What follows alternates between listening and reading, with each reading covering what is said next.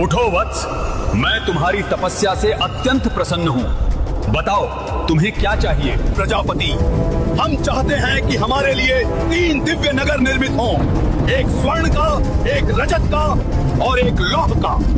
वे अंतरिक्ष में सदा विचरते रहें और हमारी मृत्यु केवल तभी संभव हो जब सहस्त्रों वर्षों में एक बार पुष्य नक्षत्र का दुर्लभ संयोग बने, तीनों नगर एक सीधी रेखा में आए और एक ही बाण से कोई देवता उन्हें एक साथ भेद दे, तभी हमारी मृत्यु संभव हो। प्रभु प्रभु रक्षा कीजिए, प्रभु प्रभु रक्षा कीजिए।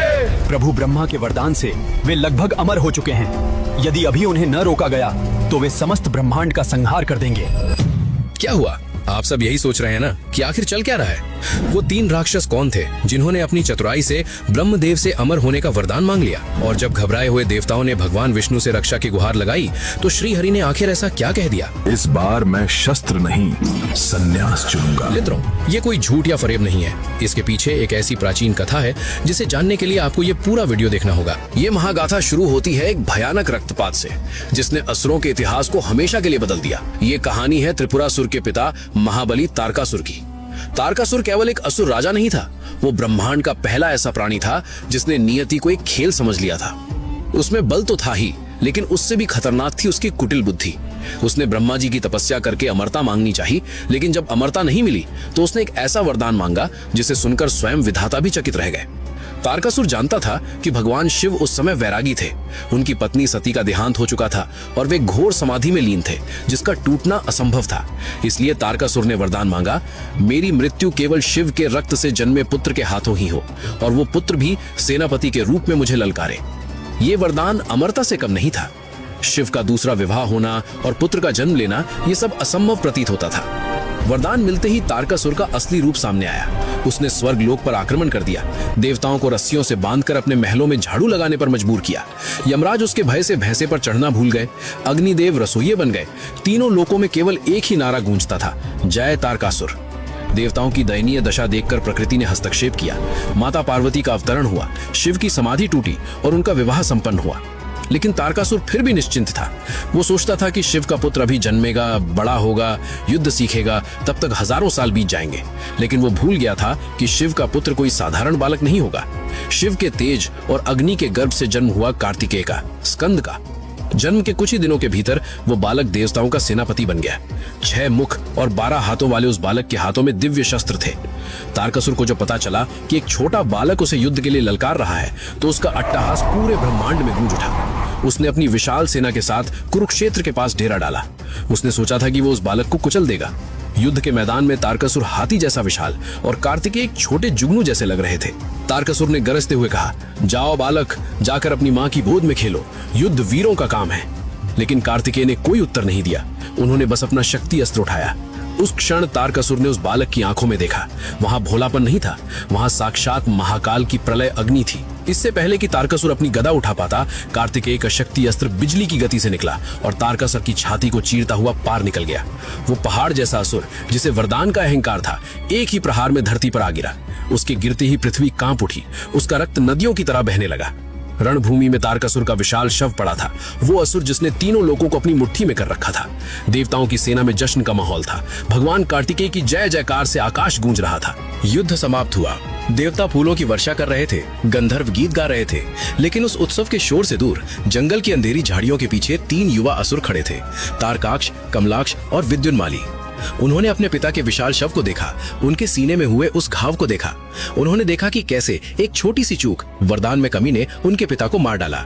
उन्होंने उस दिन आंसू नहीं बहाए, बल्कि एक कसम खाई। उन्होंने समझ लिया कि बल से नहीं, बल्कि बुद्धि और विज्ञान से ही देवताओं को हराया जा सकता है। उन्होंने ठान लिया कि वे अपने पिता की तरह गलती नहीं करेंगे। वे एक ऐसा सिस्टम बनाएंगे जिसे भेदना शिव के पुत्र तो क्या, स्वयं शिव के लिए भी असंभव होगा। और यहीं से नींव पड़ी उस महाविनाश की जिसे दुनिया त्रिपुरासुर वध के नाम से जानती है। उन्होंने उसी क्षण ये समझ लिया कि अगर देवताओं से जीतना है और मृत्यु को हराना है तो उन्हें बाहुबल नहीं, बल्कि बुद्धि के उस स्तर पर जाना होगा जहां देवता भी ना पहुंच सके। वे जानते थे कि इस सृष्टि में अमरता प्रकृति के नियमों के विरुद्ध है, उसे सीधे मांगा नहीं जा सकता। इसलिए उन तीनों ने सृष्टि के संविधान में एक लूप होल यानी एक ऐसी खामी खोजने का फैसला किया जिसे मृत्यु के देवता यमराज भी ना भेद सके। प्रतिशोध की ज्वाला हृदय में लिए तीनों भाइयों ने सुमेरु पर्वत की कंदराओं में जाकर तपस्या आरंभ की। ये तपस्या साधारण नहीं थी। वे केवल ओम का जाप नहीं कर रहे थे, बल्कि वे अपने शरीर को एक ऐसे यंत्र में बदल रहे थे जो ब्रह्मांडीय ऊर्जा को सोख सके। हजारों वर्ष बीत गए, वे बिना अन्न जल के स्थिर रहे। यह हठ योग इतना भयानक था कि उनके शरीरों का तापमान सामान्य जैविक सीमा को पार कर गया। उनके भीतर जमा हो रही ऊर्जा अब ताप बनकर बाहर निकलने लगी। ये आग नहीं थी, ये एक तरह की अदृश्य विकिरण थी जिसने सुमेरु पर्वत की बर्फ को पिघलाना शुरू कर दिया। ब्रह्मांड के थर्मल डायनामिक्स बिगड़ने लगे। स्वर्ग में बैठे देवताओं का सिंहासन गर्म होने लगा। हवाएं रुक गईं और ऐसा लगा मानो समय ही थम गया हो। सृष्टि का संतुलन बिगड़ता देख सृजनकर्ता ब्रह्मा जी को विवश होकर प्रकट होना पड़ा। उनके सामने 3 कंकाल जैसे शरीर खड़े थे जिनके भीतर सूर्य जैसा तेज था। ब्रह्मा जी ने कहा, आंखें खोलो पुत्रो, तुम्हारी तपस्या ने मुझे विवश कर दिया है। मांगो, क्या वरदान चाहिए? तीनों भाइयों ने एक साथ आंखें खोली। उनकी आंखों में एक विचित्र चमक थी, जैसे किसी ने सदियों से एक गणितीय समीकरण सुलझा लिया हो। उन्होंने कहा, पितामह, हमें अमरता चाहिए। हमें ऐसा शरीर दें जिसे कोई शस्त्र न काट सके, कोई अग्नि न जला सके।